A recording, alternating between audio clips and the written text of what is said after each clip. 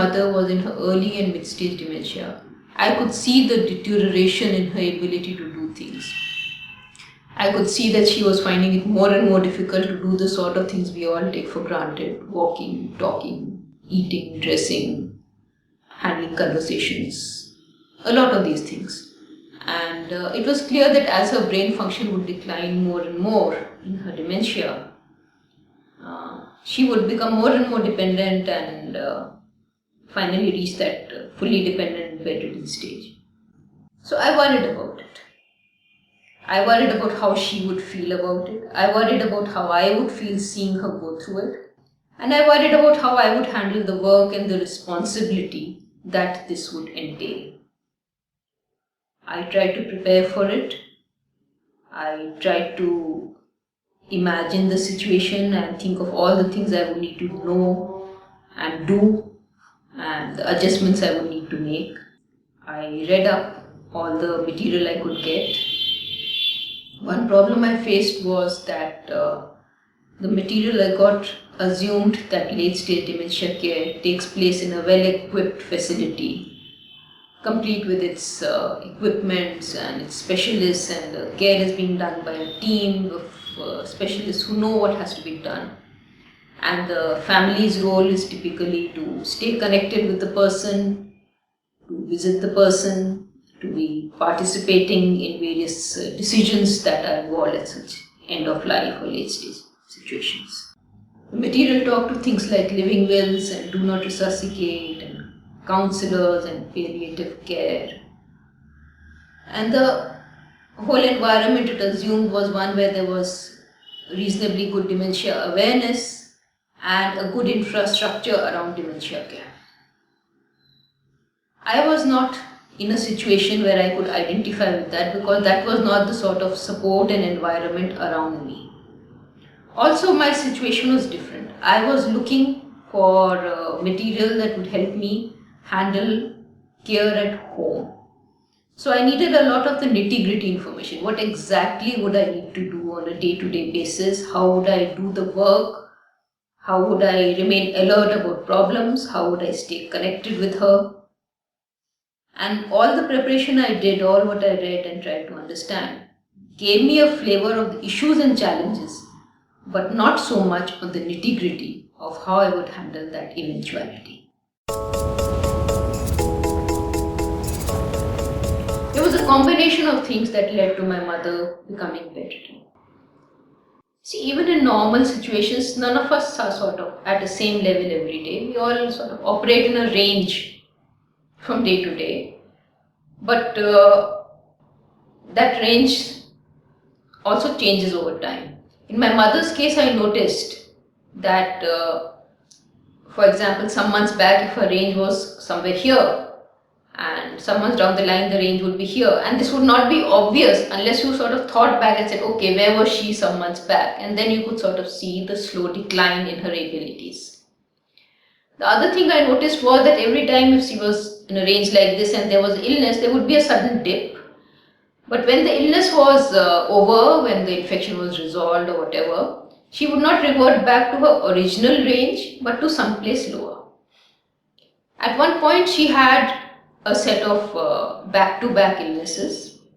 She had a chest infection, a urinary tract infection, and some electrolyte imbalance, and all of these combined really put her down a lot, and she was bedridden for that time. But even after the illnesses were resolved, she did not revert to her original level. She did not start walking again. We tried to persuade her, we tried other things. We tried a lot of ways in which to get her to walk again, but she just would not walk. It was then that thinking back, we also realized that her ability to walk had been declining anyway. And in fact, before these illnesses also, most of the time when we were trying to support her to walk, we were ending up dragging her quite a bit because she would just not be able to lift a leg even when prompted. Even when we would pat the leg and sort of tell her lift it, she would not know how to lift a leg. She would not be able to follow the instructions. She had no instinct about walking anymore. And I'd say that even without these illnesses having caused a setback, she would probably have been bedridden anyway in some months. Of course, everyone's situation is different, and every family would have its own story of how the person they are looking after ended up being bedridden. The changes that happened in caregiving were around the setup that was required for the care, the skills we needed to learn and use, and the attitude and the type of vigilance that we had to employ all the time. When my mother was still able to walk around, care involved helping her do things while she was still moving around. So, having a bath in the bathroom, helping her exercise and walk, helping her sit on the chair or move around, helping her brush her teeth, and things like that. And my mother had a severe balance problem. Not all dementia patients have that sort of problem, but my mother had it. And she would forget that she had the problem. She needed support while walking, and she would forget that and not call out. So we had to always be vigilant to rush to her and support her if we felt she was going to get up. Of course, we had to set up the house also, in the sense we had grab rails and sturdy furniture and things like that. When she became bedridden, a lot of things changed.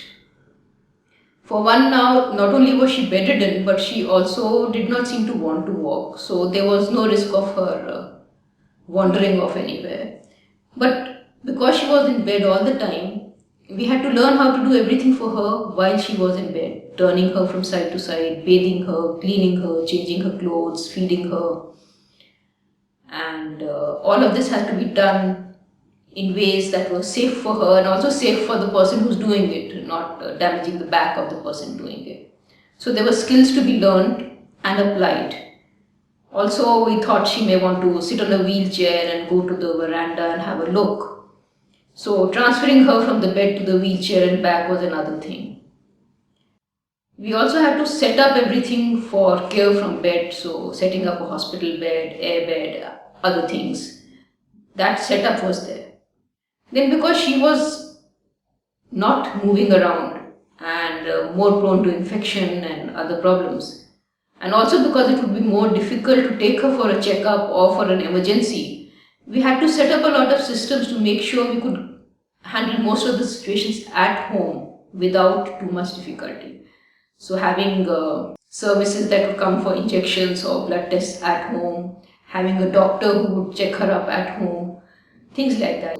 The emergency lists of ambulances, 24-hour pharmacies that would supply drugs at home, things like that. Our whole mindset had to be geared for handling all such situations in an environment where the patient could not be moved around easily. Our alertness levels also had to be much more, because her decline was clearly there and she was also unable to tell us when she's in pain, when she needs help, when she's unwell, and we had to do a lot of that body language reading, guessing, and be extremely observant about what she has done and not done. My mother didn't seem dismayed or unhappy about her complete dependence. Actually, earlier when she did not have dementia and she was very independent and energetic, she was always very particular about being independent. She would say things like, I will never be dependent on anyone, I will always do my own things, I would rather die, it will not happen to me. Even after the dementia diagnosis, she did not accept the diagnosis. And people would also be telling her, oh, this is just old age, you should just try harder. And she would not accept help or admit that she needed help. It was sort of self-harming at times. I think part of the problem was that she felt diffident or ashamed or something about not being able to do things herself. The situation fortunately changed after we made some changes such that persons who did not understand or accept her dementia diagnosis were not interacting with her. That, I think, eased the pressure off her.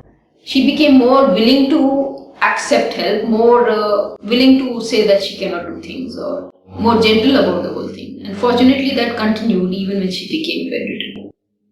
It was not as if she didn't know she was dependent. She knew she was dependent, but she didn't seem to mind it. And I think one of the reasons was a matter of fact way in which we were just doing what needed to be done without seeming to show that, she's dependent now. There was a stage where she did seem to mind being dependent. What happened was that at one point I was doing all the caregiving myself, and the attendant who used to help me was away and we didn't know when she would return, and the work was too much, so I tried to get a substitute attendant. And this substitute attendant was a young girl, and she was a trained girl, and but being trained is one thing and helping the actual patient is quite another. So when it came to changing the diaper, this girl's hesitation and discomfort showed a lot. She would screw up her face, she would turn it around, and the first day when the girl was there, my mother was okay, but the next time the girl was trying to change the diaper, my mother pushed her away. She sort of made a face, my mother made a face like she didn't want the girl to do it. And it was clear that my mother was very uncomfortable with the girl cleaning her, and that my mother's discomfort was related to the fact that the girl was uncomfortable. Finally, I told the girl to not bother to do the diaper changes, I would handle that work. And my mother was fine with the diaper changes again. I'd also like to add that I have lived with or near my mother most of my life. And it was in those last years when she was bedridden and fully dependent that I saw her sweetest smiles and most peaceful moments. Interactions with my mother after she just became bedridden were more or less the same as they had been before she was bedridden. We used to see photo albums together, we used to play games. I used to enact Panchatantra stories for her, and although she would not talk much, just a few sentences maybe, or just one or two words, she would show her enjoyment in various ways by smiling. She would participate by nodding or shaking her head. She would very vigorously nod if I said, "Do you want to hear a story?" And if she was getting tired, she would tell or indicate by her body language. Over time, those interactions started tiring her earlier. That is, instead of hearing the full story, she would start showing some waning of her interest around midway, and I would then, if she was not interested, stop the story. Or if I asked her, should we see the album, she would shake her head, no. And as her span of attention or interest reduced, we modified the interactions accordingly, and she was also sleeping more. So over time, the interactions became more and more about just talking to her rather than expecting to engage her in a game or something. And quite often they were just like one was just sitting with her and holding her hand, talking, or just letting her know we are there. And as she increased her amount of sleeping, and it also became a trade-off sometimes between if she's just awake for a very short time in the day, we have to use it up to give her her meals or do something where she needs to be awake. So interactions dwindled over. But she, to the extent she needed and wanted company, we were there. Her health was obviously declining. In the beginning, just after she became bedridden, she was more active on bed in terms of moving around. She was more participative in things and also more resisting. So if we were trying to do range of motion exercises, she would sometimes refuse or resist or stiffen. And similarly, if we were trying to straighten her because we didn't want her to get contractures, again she would show a response. But over time, she became more passive. She would not participate and she would not resist. She was just sort of there. Her immune system was obviously declining. She was more prone to infections. We were very careful not to expose her to any external things, but things like chest infections and all you cannot prevent beyond a point. Also, since she was in the bed all the time, she was more prone to bed sores. And We had to be very careful about turning her. Another thing was that she was not able to tell when she was in pain or unwell, so we had to be very alert on her body language. And the moment we detected any change in pattern, anything that seemed suspicious, we would quickly call the doctor just to be sure. In terms of her parameters, we were doing regular blood tests and checkups, and her BP was fine, her thyroid levels were fine, her hemoglobin was actually good, and she was that way okay. But there was an overall decline in her resistance to infections and her skin and things like that. Her cognitive abilities were definitely declining, and her alertness was definitely declining. We were fortunate that there was no emergency in her health that required us to rush her to a hospital. In the past, all her visits to the hospital had been problematic because she would get so disoriented and feel so abandoned and so unhappy about it that even after we came back from the hospital, she would take days to start trusting us again and start adjusting to the home again. And I am very grateful for the fact that in this last phase of hers, we did not have to subject her to that sort of trauma. We were also lucky we did not face any of the dilemmas which a lot of people face, where they have to decide on whether aggressive treatment or not, whether ventilator or not, whether tube feeding or not. We were spared all those dilemmas. We were lucky in that. I think one of the major impacts of this care was the emotional adjustment needed. There's this person and she's declining bit by bit, and it was visible. And there was, of course, nothing I could do but watch her. And on one hand, it was sad to see the decline, but on the other hand, I wanted to make the best of what was there, and I wanted to give her the best possible time, using whatever she could still do. And at times it was difficult, yeah.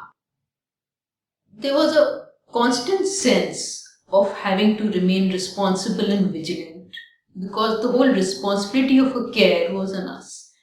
And since she could not communicate and since she was so dependent, one had to make a lot of judgments. Is she hungry? Is she thirsty? If she's sleepy just now, but it's her meal time, would it be right to wake her or to let her sleep? If she's seeming a bit more lackadaisical today, is it just in the normal range that we all function, or is it that she's unwell? Things like that. So the responsibility of being able to know her problems and doing what is right about it was also overwhelming at times. In terms of the sheer amount of work, there was quite a bit of work.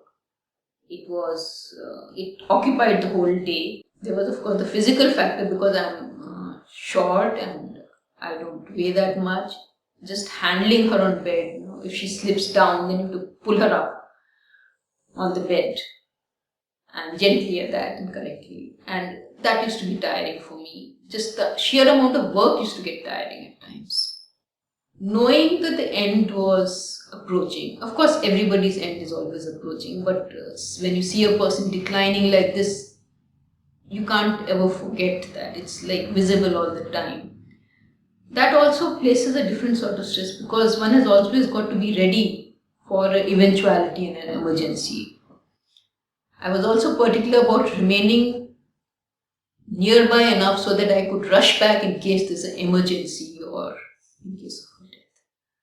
So I always stayed within a 1 hour drive back distance, because I was always alert about the fact that anything I do can be interrupted by an emergency. And it did happen that I had to rush back a number of times. My mother had been particular that after her death, her body be given for medical research. This is something she wanted from way back. And as her next of kin, I would be needed for any consent forms or other formalities. And I didn't want my delay in coming back to in any way hinder something which she had been so particular about. So looking after her in that late stage dementia did occupy a significant amount of my time and energy, and it was always there, top of my mind, top of my emotions.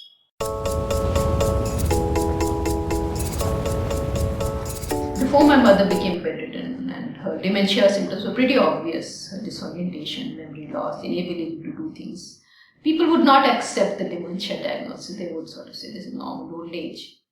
Once she became bedridden, it was obvious that this is not normal old age. Normal people don't just lie in bed and unable to talk and things like that. And I noticed a range of reactions. There were some people who probably had experience of bedridden persons, and they would express some degree of solidarity. Sometimes they would offer some tips or ask some questions, seemed like they knew what they were saying. But there were others who were totally, probably never had exposure to anyone bedridden, and they often showed a lot of discomfort. They would be curious in some ways, but also very uncomfortable. A typical question I was asked was, but at least she goes to the toilet on her own, doesn't she? And I would say, no, she can't walk at all. That means she can't go to the toilet also. And then they would say, but at least she tells for the bedpan, doesn't she? And I said, no, she doesn't know enough to tell for a bedpan. And oh, so everything is in bed, is it? And most of them would not get around to asking about actually any other thing. I mean, they wouldn't ask about how she spends her time and things like that. This whole aspect of toilet in bed or bathing in bed, especially toilet in bed, would just overwhelm them too much. Some would change the topic, and sometimes they would say something which I don't think they thought through. They'd say something like, oh, but nobody should have to live like that. Or they'd say, wouldn't she be better off dead? And I really don't know what they expected me to say. I mean, did they expect me to say yes? I often used to wonder why people say that, because after all, my mother's existence was in no way affecting their lives, let alone imposing on it or inconveniencing them in any way. Just the fact that such a person exists was making them so uncomfortable. And sometimes I would explain to them, she seems happy, she's peaceful, we talk, or rather I talk and she listens, and she seems to be enjoying. She's okay. And they wouldn't believe me. They would think I'm being a martyr, or I'm being courageous, or I don't know what. Or maybe that I'm just being insensitive, because how could anyone like my mother's state ever be happy? And I think frankly, we pay too much importance to this whole dependence and toileting business. It's after all, it's just a natural function. It's not like this one thing should overshadow everything else, and it's not like dependence on this one thing should make life not worth living. I'd say my experience of looking after my mother in her late stage dementia was an overall positive experience. Yes, there was a lot of work, there was responsibility, there was tension about when there'll be some sort of crisis, but there was also a lot of connection, and there was a satisfaction that one was able to give her those last few years of her life in a place where she was secure and loved and surrounded by people she knew. People are normally very resistant to the idea of becoming dependent. As I said, my mother was also very resistant to it. I also had been dreading it. But if we all talk more about how this is not really the way it's portrayed out of fear, maybe that resistance will be less. Maybe people who become dependent will be more graceful about accepting help, rather than always feeling that sense of shame or stigma or whatever it is. Life has its ups and downs for everyone, and ends are inevitable. And we all need some degree of preparation to handle the ends gracefully. As a caregiver, I had felt very unequipped when I entered this phase of my caregiving. And if there had been more openness, more data, more shared experiences, definitely I would not have been dreading it so much, and I may have been faster at picking up what I needed to pick up.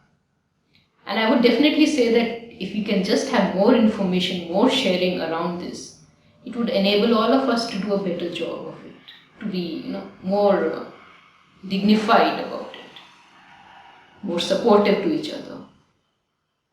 I know that different people have different experiences. Every person with dementia is different, every situation is different, every family is different. What I have shared is just my experience. my situation.